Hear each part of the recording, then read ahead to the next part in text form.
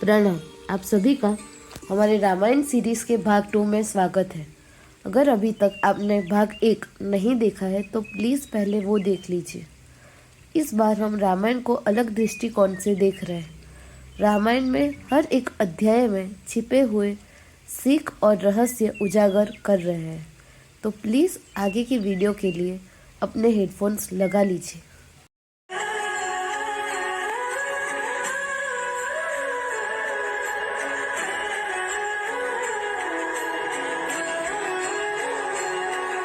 पिछले अध्याय में हमने देखा था कि महाराज दशरथ को एक श्राप मिला था। ये श्राप उनके लिए वरदान साबित होने वाला था। राजा दशरथ को कोई संतान नहीं थी।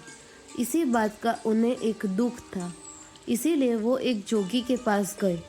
जंगल में नंगे पैर राजा होने के बावजूद एक रंग की तरह याचना की और तपस्या की। इतनी कठिन तपस्या करने के पश्चात जोगी ने राजा दशरथ को ऋषि श्रृंग के पास जाने का सुझाव दिया। ऋषि श्रृंग ने राजा दशरथ के मनोरथ के लिए हवन रखवाया, जिससे राजा दशरथ को 4 पुत्र रत्न की प्राप्ति हुई। उनमें प्रभु राम सबसे बड़े थे। प्रभु राम माता कौशल्या के पुत्र थे। दूसरे राजकुमार भरत माता कैकेयी के पुत्र थे और देवी सुमित्रा ने 2 पुत्रों को जन्म दिया जो लक्ष्मण और शत्रुघ्न थे। वो दोनों जुड़वा भाई थे।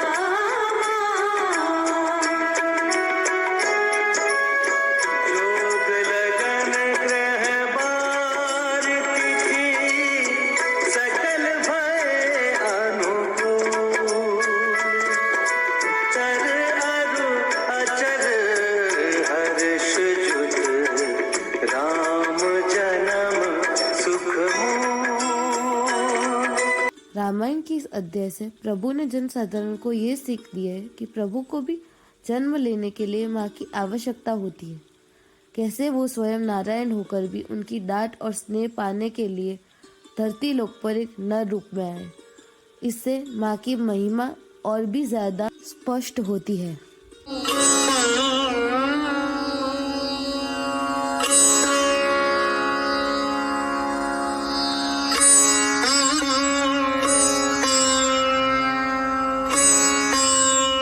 जो भी व्यक्ति इस संसार में जन्म लेता है उसे यहाँ के नियम अनुसार ही कार्य करना पड़ता है।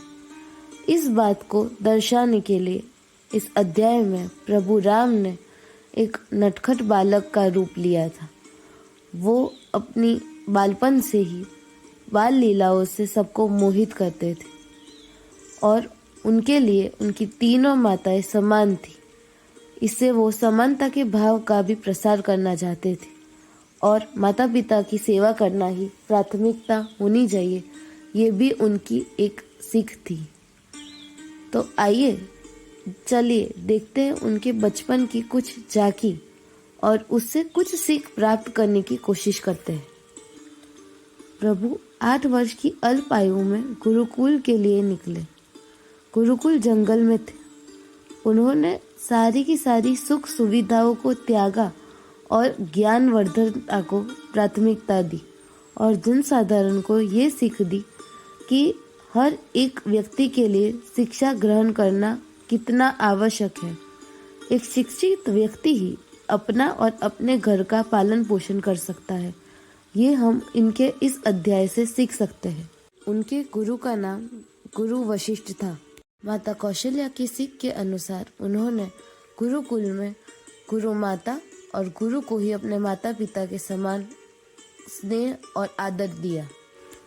यही नहीं, उन्होंने शिक्षा में बराबरी का अधिकार भी स्थापित किया।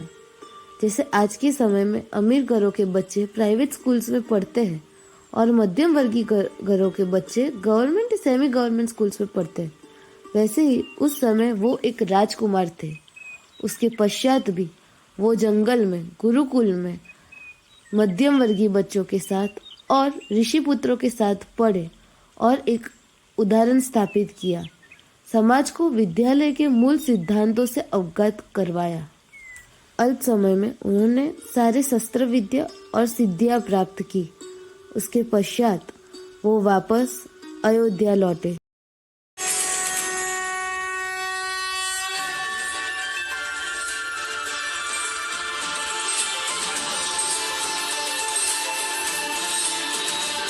गुरुकुल से शिक्षा और विद्या प्राप्त करने के पश्चात चारों भाई राम, लक्ष्मण, भरत, शत्रुघ्न अयोध्या वापस लौटे। कुछ दिनों तक चारों भाइयों ने राजा दशरथ से राजनीति की शिक्षा प्राप्त की। उसके पश्चात भरत और शत्रुघ्न कैकया प्रदेश आगे की शिक्षा प्राप्त करने के लिए चले गए। दूसरी ओर ऋषि विश्वामित्र अयोध्या पधारे और उन्होंने राजा दशरथ को जंगल में हो रहे राक्षसी हमलों के बारे में उन्हें बताया और कहा कि वह राम को उनके साथ भेज दे ताकि वो जंगल को इस संकट से मुक्त करवा सके। किंतु राजा दशरथ ने इसके लिए मना किया। फिर राम के कहने पर उन्होंने राम को जाने की परवानगी दी। ऋषि विश्वामित्र राजकुमार राम और लक्ष्मण जी को अपने साथ वन ले गए। वन में पहुंचते ही प्रभु राम ने ताड़का के विषय में जाना। उसके विषय में जानकर प्रभु राम द्रवित हो उठे और उन्होंने राक्षसी ताड़का को माँ कहकर संबोधित किया। कई बार समझाने पर भी जब राक्षसी ताड़का की असुरी प्रवृत्ति उस पर हावी हो गई, तब प्रभु श्री राम ने विवश होकर ताड़का को मोक्ष प्रदान किया। ताड़का का वध करके प्रभु राम ने उसका अंतिम संस्कार भी किया।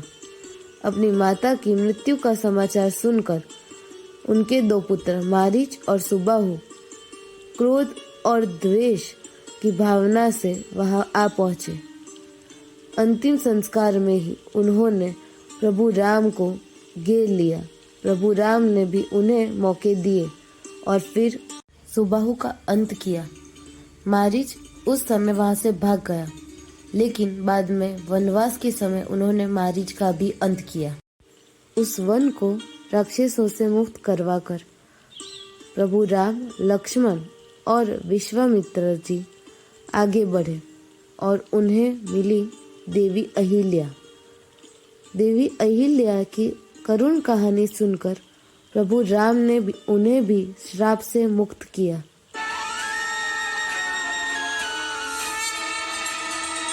नैना करुणा पग में ममता, पाषाण में ला दे प्राण, निष्पाप ना कभी दंड भोगी, राम का है ये विधान। रामायण की इस अध्याय से जन साधारण के लिए ये सीख पहुंची कि अहिल्या जैसे पीड़ितों का उद्धार किया जा सकता है और अत्याचारियों का अंत।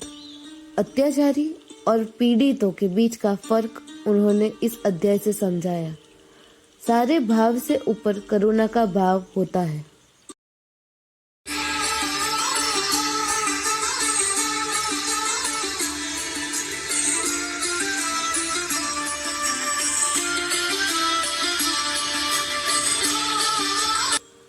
अब वो लोग आगे बढ़े मिथिला प्रदेश की ओर, जहाँ हो रहा था सीता स्वयंवर।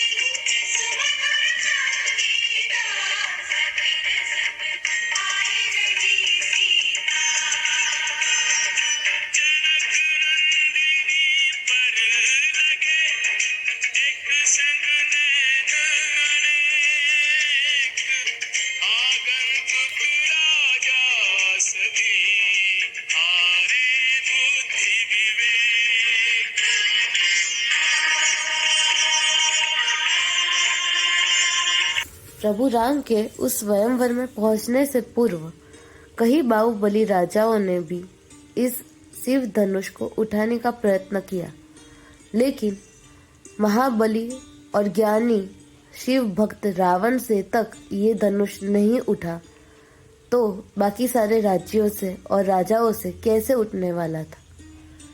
सभी चिंतित हो गए। तभी प्रभु श्री राम, ऋषि विश्वामित्र और लक्ष्मण जी स्वयंवर में पधारे। स्वयंवर में प्रभु राम माता सीता को एकटक निहारे जा रहे थे और माता सीता प्रभु राम को।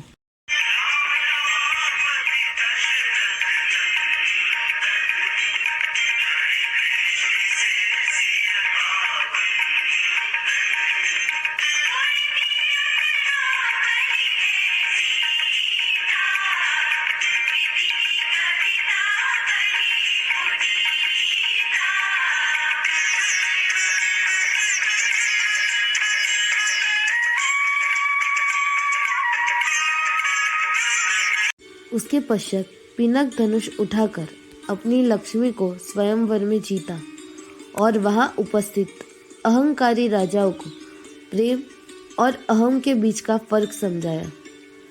सच्चा प्रेम वो होता है जो किसी के लिए युद्ध न करे, बल्कि प्रेमी का सम्मान करे, उसे अपनी जिम्मेदारी ना समझकर अपना एक भाग माने। आज के समय में ऐसा प्रेम विरले ही देखने को मिलता है। यदि और सरलता से प्रेम के भाव को समझना है तो जो प्रेम भगवान अपने भक्त से करते हैं वही एक सच्चा प्रेम है, जिसमें कोई स्वार्थ न हो। वो एक सच्चा प्रेम है।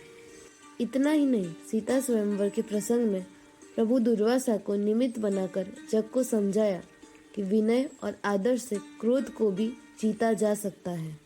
रावण जैसा शक्तिशाली पुरुष भी जिस धनुष को उठा नहीं पाया, उसे भगवान राम ने आत्मबल और चरित्र बल से उठाया और जग को ये सीख दी कि अपने चरित्र बल और आत्मबल से हम असंभव कार्य भी कर सकते हैं। उसके पश्चात उन्होंने माता सीता से विवाह किया। अपने माता पिता और संपूर्ण नगरजनों के सामने धूमधाम से उन दोनों का विवाह संपन्न हुआ। अगर आपने यहाँ तक वीडियो देखी है तो प्लीज़ हमारी चैनल को लाइक, शेयर, सब्सक्राइब अवश्य कीजिएगा। कमेंट सेक्शन में अपनी राय ज़रूर बताइएगा। मिलते हैं अगले भाग में। प्रियजन से दूर होना भारी मन का द्वंद, पर बिछड़ न कर्तव्य के लिए एक वीर का आनंद।